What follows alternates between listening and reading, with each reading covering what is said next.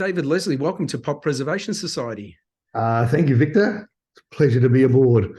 Good to see you, mate.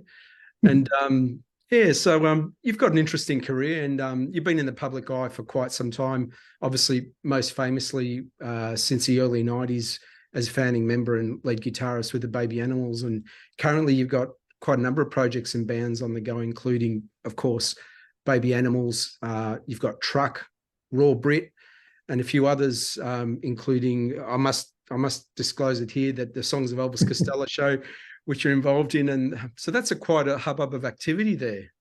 It's pretty busy, yeah. It keeps my mind nice and active. That's for sure.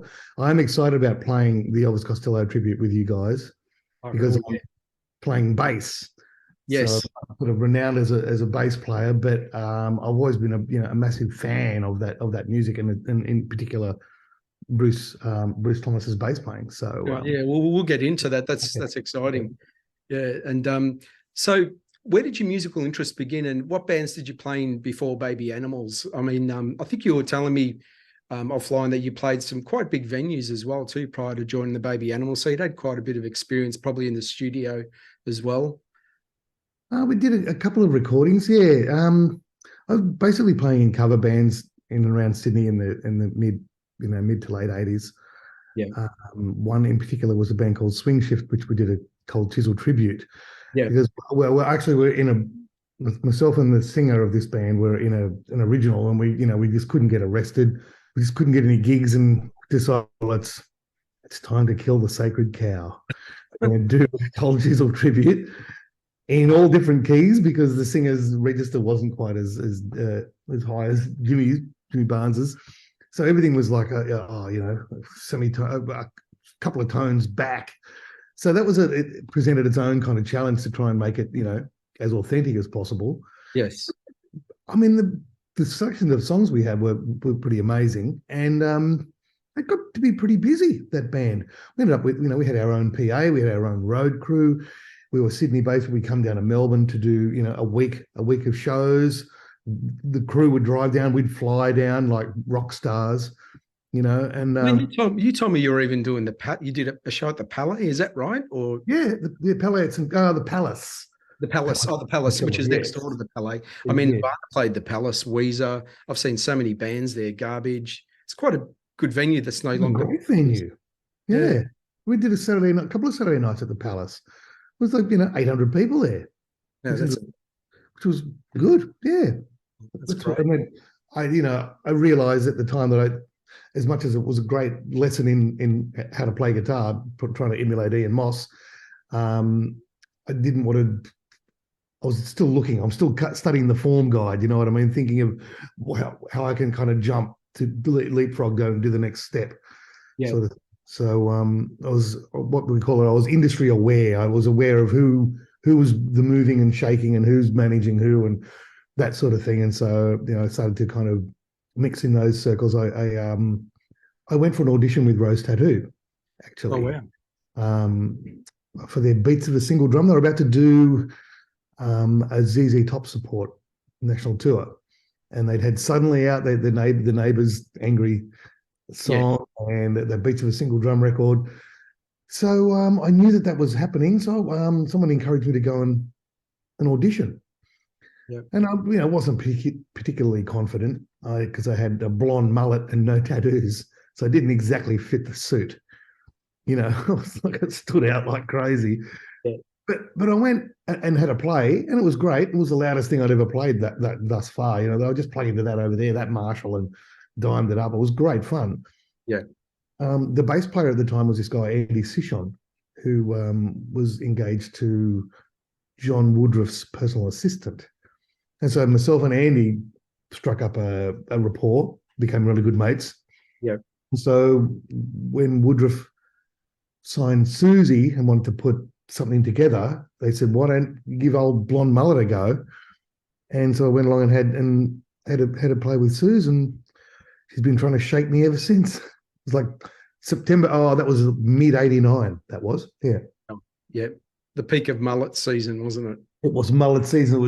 It was rife. Yeah. We didn't call them mullets back then, though, did we, Dave? I don't think we did. No. That was sort of a phenomenon in the mid 2000s. I think that people started calling them mullets. It's like that's the first I've ever heard of it. Yeah, I don't know what they were called then. It was just like an undercut or something like that. But it was blonde streaks and the whole thing, the whole shebang. Yeah, it's an interesting experience with prior to Baby Animals with Swing Shift. I mean, getting a band together and keeping it together, it's a challenge. But then there's another level of being good at what you do and actually loving it and being authentic in what you're doing with the audience and with yourself. So over the years, what are some of the ingredients that you use to keep your musical vision alive and thriving? Ingredients. I'm always trying to get better at playing the instrument. You know, I can kind of chart my progress. I don't know if I'm as good now as I probably have been in the past, but I just tried to you can chart the progress in a way, you know, just learning new stuff, I was taking guitar lessons a few years ago from a guy in the States, Doug Rappaport, and that was really good, you know, because it just opened my ears and eyes to a whole bunch of other stuff, just different approaches. And so that's always cool. But it's funny, I regret probably spending too much time on technique and practicing as opposed to composing, to writing. Yeah. You know, and I wished I had spent more focus on that side of things, because then your writing gets better and then your technique gets better anyway, because it has to keep up with how your ideas are, you know, because one will lead your writing will lead to technique, but your technique doesn't necessarily lead to creativity in a way. Yeah. Well, it's interesting you mentioned that, because one aspect about music that myself and Pop Preservation Society is interested in is actually songwriting. And it's a bit of a peculiar and somewhat, I don't know, mysterious subject that myself as an artist I've grappled with and tried to master over the years. And really, for many great artists, songwriting is really the holy grail in music. I mean, sort of to be able to transcend time and sit above all the noise with something that's really great and that stands the test of time. So, I mean, who are some of your favorite composers or songwriters? Well, obviously Elvis Costello, Neil Finn. I think Neil Finn is just absolutely brilliant. You know, the Crowded House, Split Ends. That stuff was amazing, and it's still the songs don't age. You know, the production might age a little bit, some of the treatments of them, but you listen to the song and you go, wow, that's like, you know, when you come from Temple of Low Men. Yep. I listened to it the other day and it's like, oh, you still get the goosebump on it, you know? That sort of stuff just really gets you. And it's, you know, he's left quite a big legacy, that's for sure, that guy. Yeah, love that stuff. Yeah, he's got an interesting story, Neil Finn. I mean, he was Tim's kid brother, and he used to work at apparently like a record shop, kind of like a home craft in Australia, like selling, you know, white goods or whatever. And there was a record shop and he worked in there as a 15-year-old, and he was, you know, he's always trying to join his brother's band and eventually did, and sort of, you know, in many ways surpassed Tim in a lot of ways. I mean, Tim's an incredible songwriter, but such a wonderful story, and two brothers, amazing. Yeah. I really admire that. I met him one time. Oh yeah. Neil Finn was great. Yeah. Oh, yeah. That's good. Yeah. Yeah, I got him to get autograph, sign his autograph for my partner at the time. Yeah. A dear partner who shall not be named. Have a good life anyway. Love me. What do you mean? What do you mean anyway? That's funny.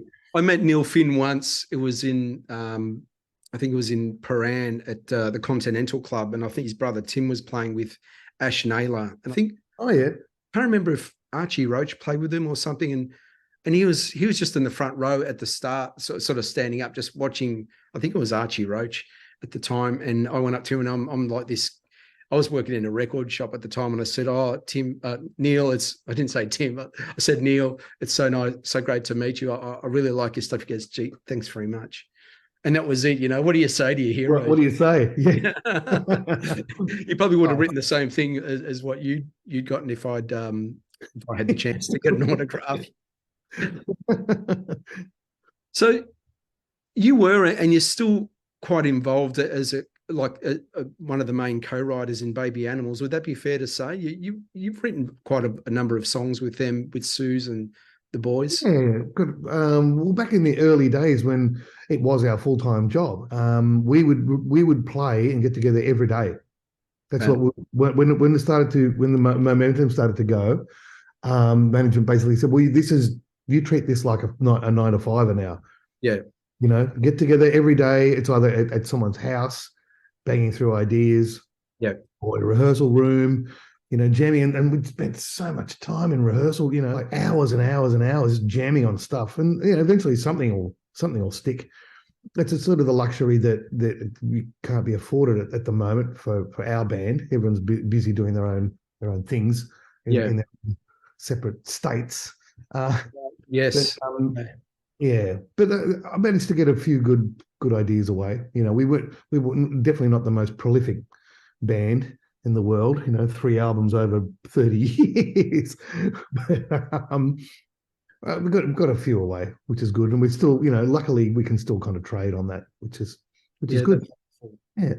So, I mean, obviously in that situation, it was a band rehearsal kind of thing where you're knocking around ideas, but when you're by yourself, how do you draw inspiration? Do you start with the words or with the music, or is it both, or is there another way? How do you approach that? I know Keith Richards, I've read a book on it, and Keith reckons it's a bit like having your antenna up, just waiting that something just comes down, and then you just draw from that, and you don't actually write it, it just comes. How do you find that process? Usually you're happy accidents. Just go play something or just be noodling or whatever, and then you just stumble upon something. Oh, hang on, that's got something in it. So it could be a little chord change, a little sequence that you can put a melody or some sort of theme over. Yeah. But it's usually from a chord perspective, I think pretty much colors. It's like splashing colors. Yeah. And see what lands, and interesting stuff like that. And then usually sometimes it will then dictate or promote what the melody is going to be over that certain things. And then sometimes you'll keep the melody and completely change the chords and takes it to a completely different place. Yes. If the theme of the melody is strong, Yeah. That's an interesting way to do it too. So you take away the underneath and replace that with something, and it'll make what's happening on the top even more interesting. Yeah. It's funny. I've always started with chords and just a melody, and then the words always come later for me. I had a friend of mine, his name is DC Cardwell, great songwriter. He actually used to have a list of song titles, and he'd write to what the song title, just have these cool titles. Oh, that's a cool idea. Yeah. So I remember once we actually had a song called, he had up there, People Will Always Let You Down, and we're like, let's write a song based on that. And basically everything was around that phrase and that sentiment, and it was like a revelation. So it's interesting how other people write, and curious. Start with the title first, right? Because then you can just paint word pictures that are relatable to that title. It's different. But so we were talking offline before about Australian record producer Mike Chapman, and he worked on many hits with some pretty incredible artists, including one of my favorite albums, Parallel Lines by Blondie, in 1978. And then he went on to produce another 3 LPs.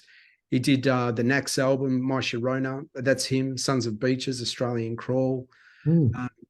And basically, from what I understand, he was solely in the producer's chair for those projects, but he also was a prolific writer, and he co-wrote a lot, as well as producing some of the records that we all know, like Ballroom Blitz by The Sweet, a ton of songs for them.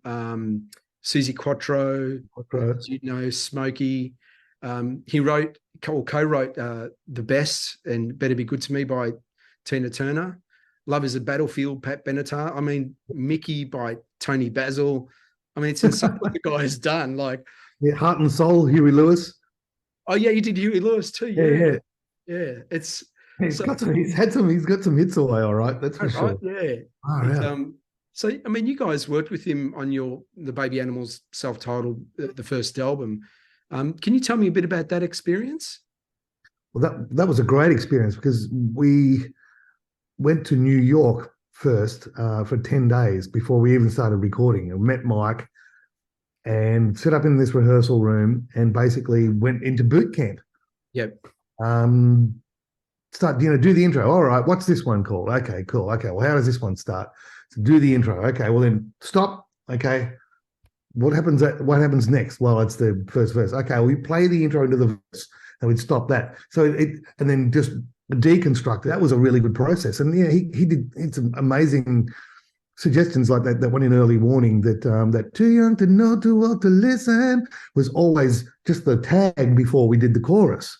Yes. Anyway, so that's a hook. You put that at the front. You do the drum intro, breakdown, that line, and then the song starts. We're like, oh, okay, that's why you're you.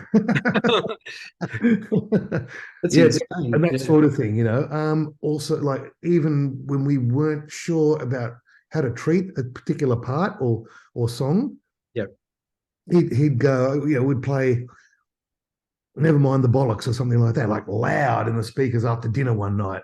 Come back and, everyone's all liquored up, and he'd play this thing and go, you know what we should do with this song? We should do that with it. Let's just do that. And because it's because it's the direction it goes in. It's not going to sound like that because it's a different song. But as far as the inspiration goes, like, all right, cool. That's what happened in that song Ain't Gonna Get. I think it closes the first record. Yeah. It was like it had this groovy kind of thing about it. It was pretty harmless.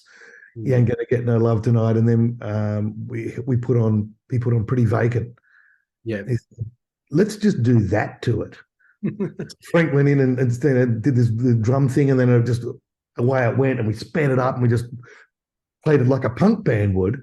Yeah. Kind of thing. And then that was the result. He went, bingo, got it. That's great. Yeah. And it's great. It's still one of the most fun songs that we do to play. It's a banger. It's interesting because the studio environment, I've noticed when you're playing live, there's a lot of energy. You tend to, sometimes play a little bit faster, particularly if you're not an experienced band. You can just go off the rails and just be really fast. But to capture that energy in a studio where it's it can be quite stifling because everything's so clinical, and you go in the booth and, did you record it as a band with him, or did you record instruments separately, or did you record it as a band and just sort of do overdubs later? Overdubs. A lot of it, I think, was recorded the beds as a band.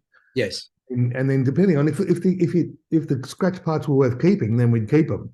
Yeah, if it was a big take, and we had that energy.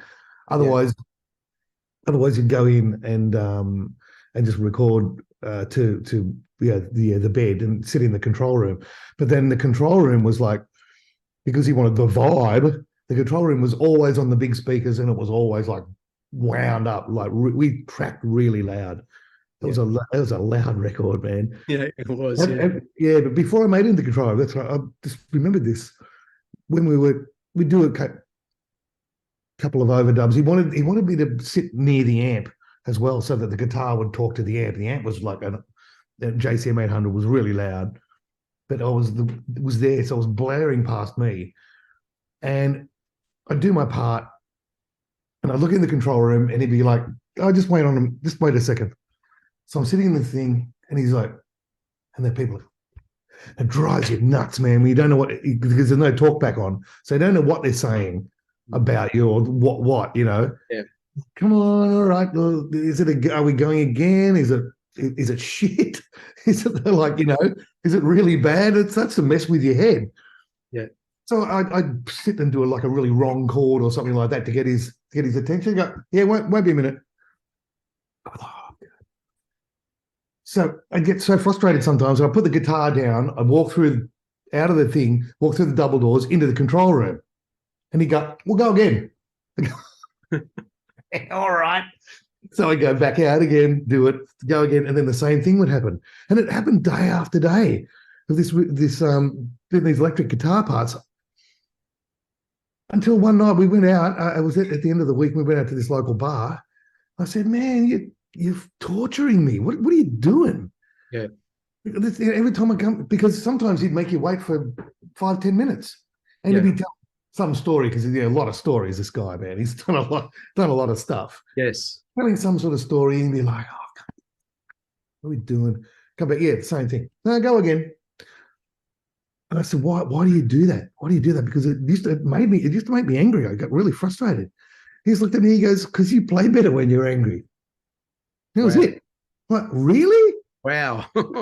I can fake angry if you want. But he goes, because you'd get out there and you'd crack the shits and you'd have this thing, and all of a sudden we'd get the take we wanted. Yeah. Oh, okay. So, right. So just messing with me. It's interesting. I've heard similar stories. I recall reading the Clash London Calling. They had, I think it was Guy Stevens that produced it, and he used to pour beer in the piano, and he'd just annoy the band and throw things around, just throw stuff and at them and chairs and all sorts of things just to get a rise out of them. And they'd go play soccer or football or whatever, like on the oval, just to get that team thing going. But then they go in there and they'd be sort of biffo-y kind of, just to get that energy. Like, must be something of that era, that 70s era, that with those producers, that's what they had to elicit that enthusiasm in the studio. Well, yeah, just get that energy, whether it's anger or whatever it is, you just get the vibe. Yeah, the vibe. Oh, well. And so your second album with the Baby Animals, Shaved and Dangerous, was produced by, was it Ed Stasium? Stasium? Yep. He'd worked with, from what I know, the Ramones, Talking Heads, Motörhead, Living Colour, Smithereens. Yeah. So was it a similar experience with Ed and your future albums after that, or was it a bit different than what you'd done with Mike Chapman? It was a little bit different with Mike, with Ed. I think we needed, because we weren't pushed into it, but I don't think we were as prepared for the second one as we were for the first. I think the songs probably needed a little bit more working, attention. And Ed was a different sort of producer. Yeah. So he would concentrate on other stuff, and sometimes we'd hit a wall, we'd hit a brick wall and go, well, we don't know what to do. Yeah. How do we treat this? With the middle eight, what do we do? Do we break it down? What do we do? And so sometimes the guidance that Mike provided might have been prudent at that time. But we just wanted to be Living Colour, man. I just wanted to. He was the guy doing that, yeah. He was doing that. Yeah. We wanted to be, we wanted to make another Vivid sort of thing and play and be interesting time signatures and extended instrumental bits and everything like that. And then Terry Ellis from the label came out to the Bahamas, because we recorded. We started tracking it in Bearsville in Woodstock, same as the first one. Yep. And then we finished it at in Compass Point in the Bahamas, and Terry Ellis came out, the head of the label, and took us out for dinner. And he was the character that Sir Dennis Eaton Hogg was modelled on in Spinal Tap. Yes, very similar character. Very jolly good. Yeah, good show, boys. Dinner, yes. Dinner, always like to do a bit of a speak. Into America. Sorry. Okay. Then we played in the record, and he turned around and he goes, "Is that it?" And we're like, "Whoa, well, it's not it. I mean, it's not finished. We've still got hand claps and tambo to do." Yeah. It's like, "Where's my single? Where's my one word? Where's my painless?" We're like, singles, huh? Yeah, right. Interesting, yeah. So that was an expensive and interesting lesson to learn. Oh, I mean, you were inventing it as you went. That was a challenge, wasn't it? I mean, someone like a Mike obviously invested a lot in the pre-production, those 10 or so days, and doing those songs, and that was a process that sort of you didn't do as much. We still did a fair bit of. Ed came out to Australia. We did a few weeks pre-production with him. Okay, right. But we all just thought we were on a good thing, Yeah. He was like, "Fine, that sounds good. It's your record." We go, "Okay, it's our record. Great." Yeah. He's just as long as it's, and he's different technique. Whereas Mike would go for like maybe one or two big passes of guitars and come from there. Ed would layer. Sometimes some of those heavy parts, there's 6 guitars in them. Yeah. There's a stereo layer of thick ones, then there's a stereo layer of mid-range, and there's a stereo layer of like high stuff, all in the one part. That was done to 2-inch tapes. There's no Pro Tools. Yes. That took a long time to do, doubling yourself 6 times and getting it time and time again. Go again, go again, go again, go again. Yeah. That was his technique. Yeah. It really exposed your flaws as a musician when you do that sort of stuff. That's for sure. It was like some of those days. Baptism of fire. Yeah. Yeah. So, I mean, obviously the Baby Animals is, one of your main things that you've done in your life, but you've written songs for other projects and other bands and things as well too. Is that something you've dabbled in a little bit, or bits and pieces? I did a bit of work with the Australian Idol people in early 2000s, yes, and got a couple of songs here and there away on some of those records, which was good. What I've written, and of course, Truck. Well, Truck has been a great outlet. There's also a project that I'm kind of on a peripheral, but we're kind of still going to write, called The Black Skeleton, with Quinn from Def Rhyme singing. Okay. So we've done. Oh, that's right. Yeah, I've heard some of that. That's really cool. It's not bad. Yeah. Good. It was basically a COVID kind of project. So it was a COVID sanity saver, pretty much. That's on Spotify too, isn't it? I remember. That's on Spotify as well. Yeah, Black Skeleton's all on. Yeah. Yeah. So for the viewers here, we've got an interesting story that also involves me. We were looking for a new bass player a little while ago for the Elvis Costello Songs of Elvis Costello show, which I performed with my band, The Futurists. And it was a throwaway question over dinner with Dave. And I said to him, Dave, do you know any bass players that might fit into this project for what I'm doing? And you look at me, Dave, and you go, I'd love to do it. And I'm like, I know a bit about you, that you're a guitarist and everything, but not so much on the bass. Have you played bass before for other artists? And I think you mentioned a couple. I've filled in a few times. I played bass on my own demos and stuff like that too. And the Black stuff that I wrote is bass. And I reckon if I'd had my time over again, I'd probably be a bass player, because I really enjoy it. And this the way you can dictate the dynamic and the power just by maybe just going up an octave or doing something, Yes. And I've always been a really big fan of bass players, and in particular Bruce Thomas, from The Attractions.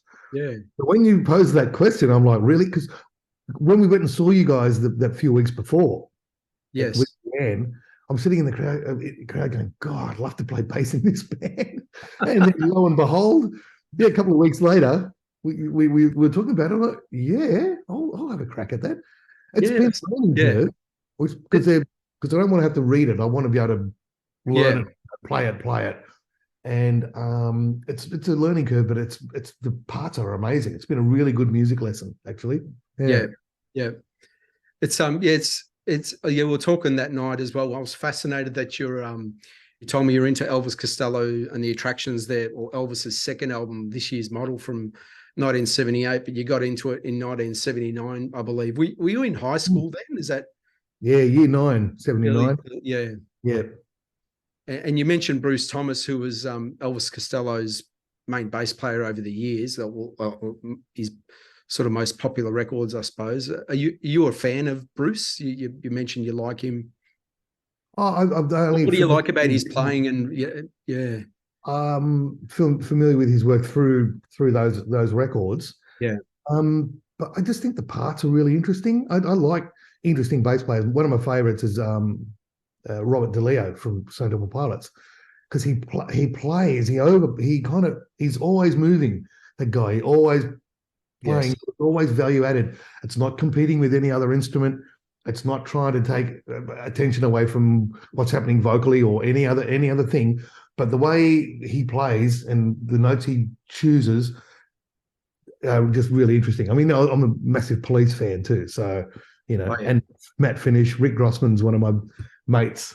So they're just like interesting bass players, and so I'm relishing the opportunity to do that. Oh, that's cool. Yeah. And what other projects you're working on at the moment, both performance-wise and studio? If we can go through a couple, if you want to.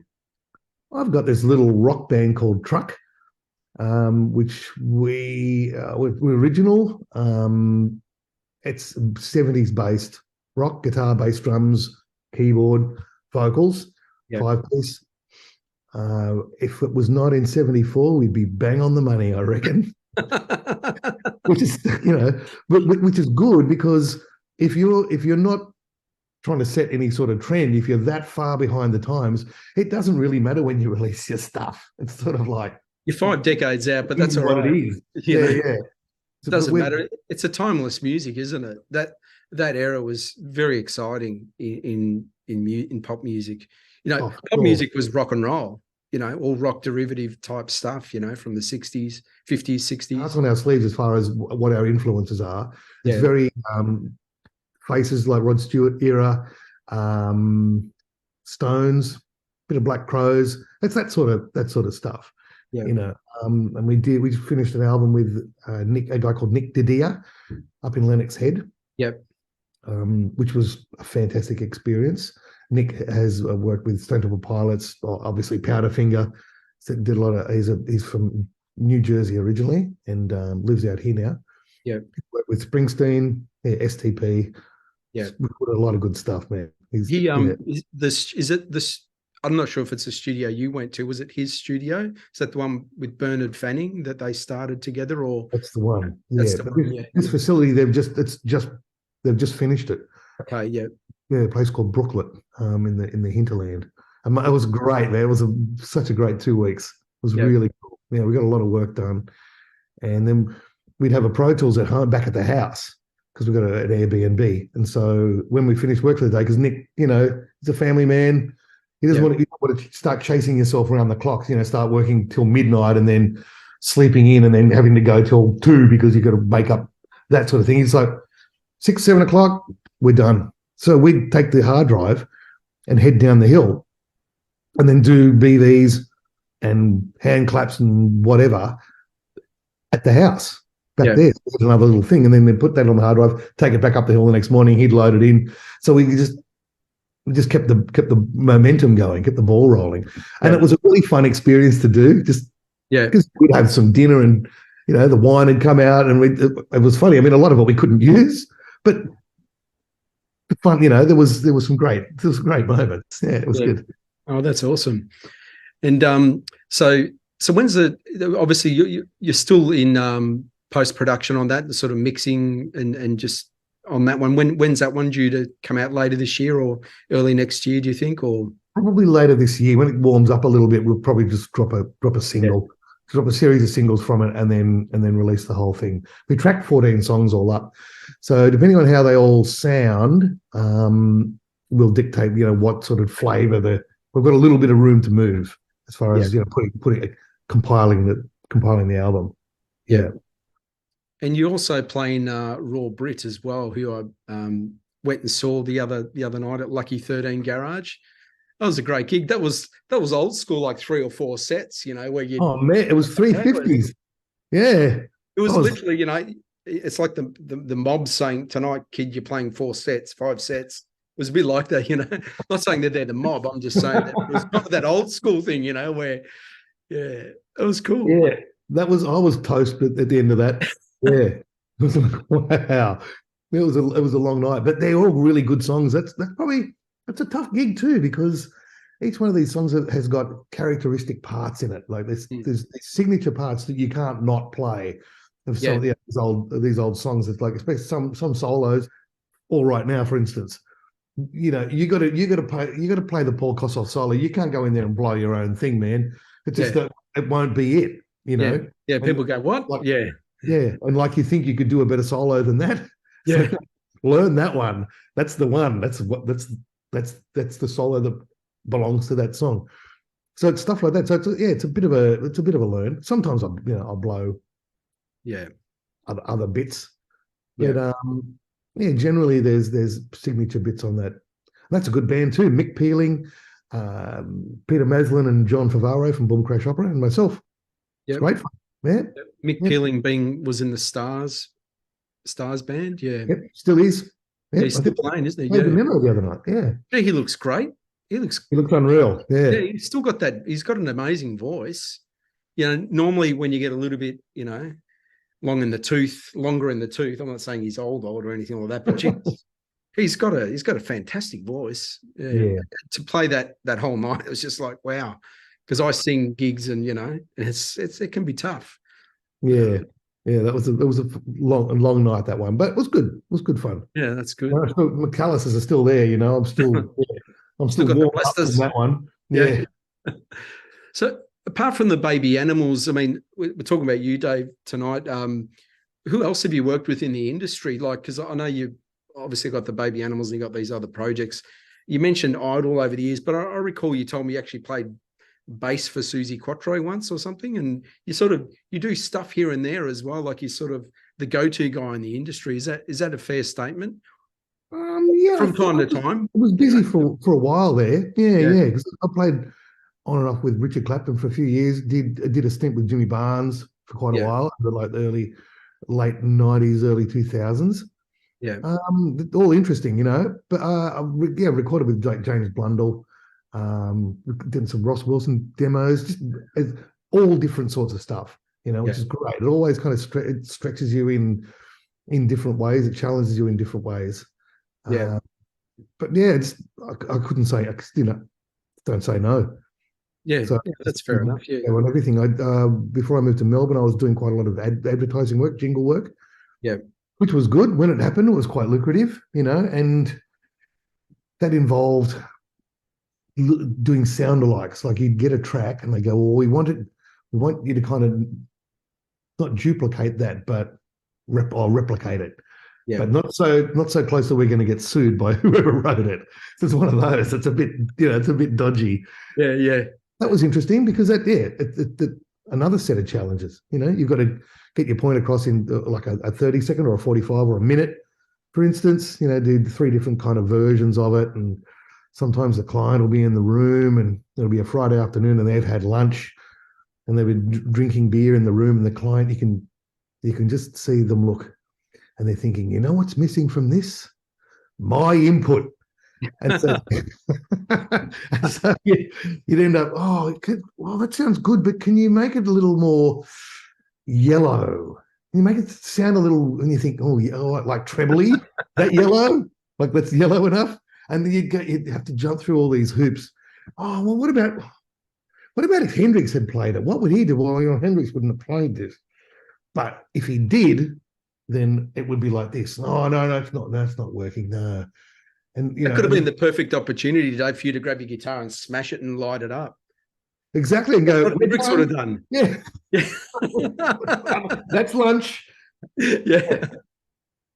When you'd have to jump through these hoops on this Friday afternoon, and then the studio would ring you the Monday morning and go, all those ideas we had in blah blah blah, we tried yet? He goes, well, they went with the first one, the one that we already had. Right. So you're there almost like a court jester in a way. So just to entertain them. Like, you know what? You're paying the bills. I'll entertain you, no problem. Put it on the budget, the purchase order's in. That's all right. It's an open checkbook. It's like, okay. Yeah, that was good. It was lucrative. It was good experience. Great experience. Because you kind of had to think on the fly a little bit too, Yeah. Mm. So I've been talking about Jimi Hendrix, and this is going to tie this in a roundabout way. We chatted offline previously about the time you met Frank Zappa. I mean, how did that happen? Can you tell everyone how that happened and what details? We were on tour with Van Halen at the time, and Dweezil's a massive Van Halen fan and friend of Edward. Yeah. So Dweezil came backstage one night. He was just at the gig, and I'm like, wow. And so we met him, and I'm like, man, I'm such a big fan of your dad, Oh, you like Frank's music, do you? Yeah, I do. Watch it a lot. All right, okay. So, if there's any opportunity to meet Frank, I would jump at the opportunity. Absolutely, we'll see what we can do, So we were in LA on a night off. It was during the riots, actually. We were staying at the Hyatt on Sunset, and you could look out and you could see these burning the LA riot that time. And there's curfews and all sorts of stuff. And anyway, is that the Rodney King time? The Rodney King time. Yeah, the riot. Yeah, with that video. 91. Yeah, I remember that time. Yeah, the place went nuts. And we had a day off though. So Dweezil said, well, this day, well, I'm going to come and get you guys and maybe have a bit of a jam, and then we'll go up to the house and meet Frank and have dinner. I'm like, oh, this is going to be unreal. This is a few days out. But he said, Frank is really mindful and very conscious of people knowing where we live. So I would like you to wear a blindfold as we drive up the hill. I'm like, sure. Of course, being Zappa, I'm like, if that's what Frank wants, then I'll do that. And of course, my intrigueometer is pinging into the red. I'm like, this is going to be great. Blindfold? Yes, we'll sort it out. So we went and had a jam at Joe's garage in the valley, and then jumped in Dweezil's car. I'm sitting in the passenger seat. Eddie and Frank from my band are in the back, and Dweezil's driving. So we turn this corner, and he goes, dude, it's time. I'm like, well, blindfold time? He goes, yeah, blindfold time. I'm like, well, do you have one? He goes, no, well, all you really have to do is just pull your T-shirt up over your head like this. Oh. And so, because you can't see, obviously. And so like, okay, straight away, man, my T-shirt's up. All right, we're ready to go. And up the hills we go, up the Hollywood hills. And we, Amit, the other brother, Amit and Suzi were in the car behind us. They had this big 4-wheel drive thing. Amit's Dweezil's brother, yeah. Amit's Dweezil's brother, yeah. Yeah. And so we passed what seems to be like this checkpoint where there's lights shining into the car, and there's someone walks up to the car and he goes, oh yeah, we've got 3 Australians here and everything. They got their blindfolds on. Yeah, they're all good. And looking, I'm just like, oh wow, so excited. I was so nervous and excited, and everything. We went up through another twists and turns and everything like that. It seemed like an eternity. And then we went into what seemed to be like a double garage. And so he taps me on the shoulder and goes, yeah, you can take the blindfold off now. And I'm like, oh, wow. He goes, yeah. I was like, wow, this is Frank Zappa's garage. That might be like Frank Zappa's hammer. You know what I mean? This could be like, wow. It could be Frank Zappa's wood saw. I was like just looking around. And then there was a doorway. We went through the doorway and went out into the kitchen. And in the kitchen was Gail, Moon Unit, and Diva, the two sisters, and the mum. Yep. Oh, the Aussies are here. Oh, great. Blah, blah, blah, blah, blah. All right. And so we all kind of walked in and met everybody. And she said, oh, okay, so which one's Dave? And I said, oh, me. She goes, oh, did you enjoy your trip up? Did you enjoy your blindfold? Because, of course, I'm the only one that had the blindfold on. Eddie and Frank are sitting in the back of the car. And I'm sitting, and I'm just, are we there yet? Are we there? You were the only one not in on it. Hook, line, and sinker, man. They got me hook, line, and sinker. Wow. And everyone laughed. And she said, yeah, the boys have been planning that for about a week. Yeah. Oh, my goodness. Like, how can we get this guy? Because he'll do anything. He'll do anything to meet Frank, right? Which I think I might have said that. Yeah. But I'll do anything. And they're like, yeah, cool. Anything. So it was good. It was a great story. And then we had dinner, and they served Frank Zappa's food and on the plate next to mine, and then they took it down because he doesn't come up for dinner. He doesn't eat with the family. He's in the studio the whole time. Yeah. Literally the whole time. So after dinner, we went down to the studio and listened to what he was working on, which I think was the Yellow Shark album, his last album. And that was interesting. Yeah. And we just met, and I just froze. I don't even know what I said to him. Probably like, oh, cheers, Frank, or something stupid like that. He's probably thinking, hey, you're a waste of space. But I was so nervous, man. The Utility Muffin Research Kitchen. I read about it. I'd seen pictures of this thing, and then all of a sudden I'm like, we're here, and he's playing us this stuff. Oh, wow. Yeah, it was mind blowing. It was unbelievable. Yeah. Him in his studio, did he? Anything happened there, or he just sort of just showed you what he was recording and what he was working on, or what he was working on, pretty much. There was a live room there, and I went and had a bit of a look around, and there's the performance Strat there, that blonde Strat with a black pick guard that I've seen so many pictures of, and so I went and gave that a bit of a sniff. And but he was just playing. I think he had a couple of engineers working there too. These two other guys. Is that the Hendrix guitar that you saw, the Strat? Is that the one you're talking about? No, that was down at Joe's garage. That afternoon. Yeah. You literally you picked up and played, well, Hendrix's guitar, is that right? The guitar that he ended up giving Frank, that Dweezil found under the stairs and put back together, the burnt, charred body of Hendrix's guitar. It's like, wow, man, this is probably as close as I'm going to get.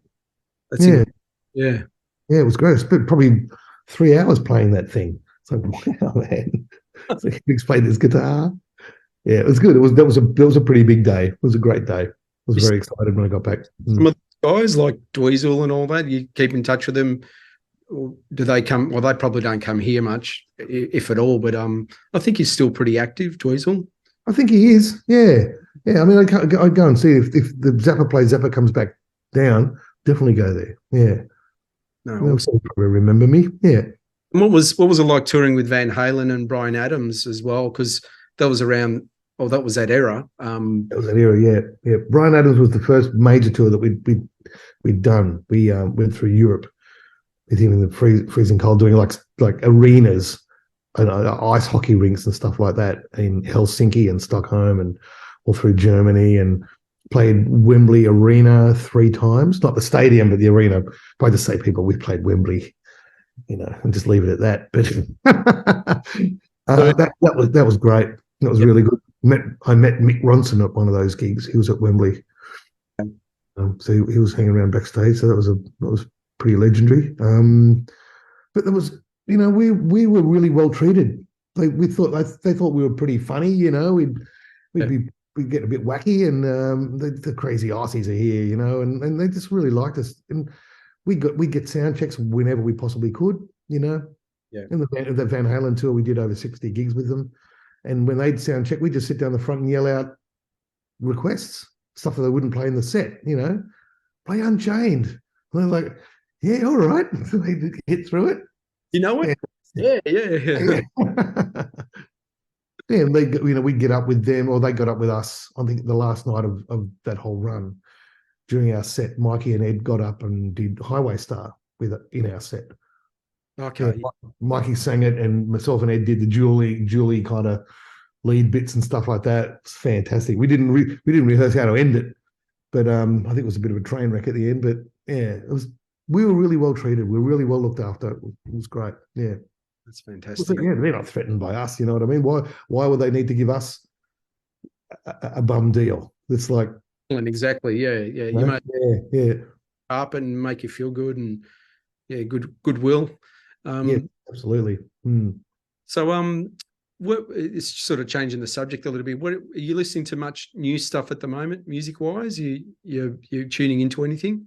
New Extreme album's pretty good. What's that? The new Extreme album's pretty good. Yeah. I record about. A lot of my listening is project based. Like I'm listening because I'm learning stuff, and so a lot of my spare time on my listening time kind of involves learning songs. So it's sort of pretty much where it's up to there. Yeah. So you're listening to a lot of Elvis Costello. Well, at the moment, yeah, Shipbuilding, man. I think So Like Candy was my favorite, but I think now Shipbuilding is.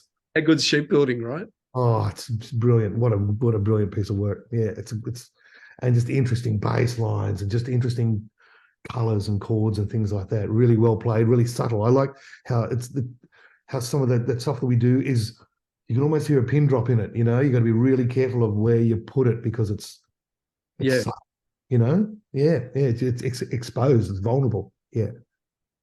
So I mean, obviously a lot of music you listen to is project based. What could you say your sort of all time favorite records at no time, no era, but whatever era, whether it's now or 100 years ago, 50 years ago? Yeah, I mean, Days that you sort of go to and go, this is me. I love this stuff. The second Hendrix album, Access Boulder's Love, is probably my Desert Island disc, followed very closely by Spilt Milk, Jellyfish. Because every time you listen to it, man, you hear something different. It's just so well crafted, that stuff. I love that record.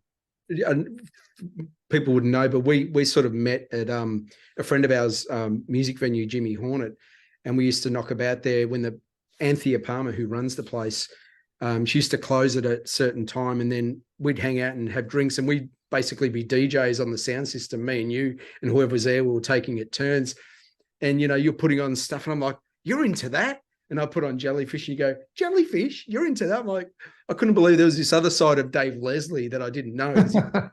You're the only one of the people I've ever met who knows who Jellyfish even are. There was like being in high school again. It was like, discovering what your friends' music, what they're into and stuff. So I saw another side of, I think that's what intrigued me about you is the songwriting, obviously, because that's a real song-focused type album, as well as its incredible production and all that sort of stuff. And apparently it cost them over $1 million to produce. They used Ringo Starr's original drum kit and all sorts of things. Wow. Insane. But well, it was money well spent, because you listen to it. Yes. It's a trip. It's non-stop ear candy, that from beginning to end, really is. Yeah, it's so good. Such a good record. Speaking of Jimmy Hornet, the latest issue of the Jimmy Hornet magazine here is actually a big article on you guys. Look at those handsome roosters. Look at these boys, eh? Yeah, that was great. We were very fortunate that Anthea profiled the band. Yeah, there's a TV week. The TV week pinup. Last week was Ernie Sigley, and this week it's you guys. Sigley. You used to get the TV weeks. There was a baby animals TV week. I've got it at home somewhere. We're in the pullout. Oh, really? Yeah. Got it laminated. Yeah, I went and got it laminated. Yeah. TV week, you made it then, man. Yeah. Well, Dave, it's been really good talking to you. If people want to find out more about you, where can they follow you, or where can they find you online? The usual social media platforms, Facebook, Instagram. I think I'm daveleslie.com.au. I'm not sure if it's active at the moment. There's been some sort of issue with it, but any baby animal show, truck show, anywhere. Yeah. Great. Thanks for joining us. Thank you, Victor. It was great. It was a good chat. They always are. Yes, absolutely. Good on you, man. Thanks.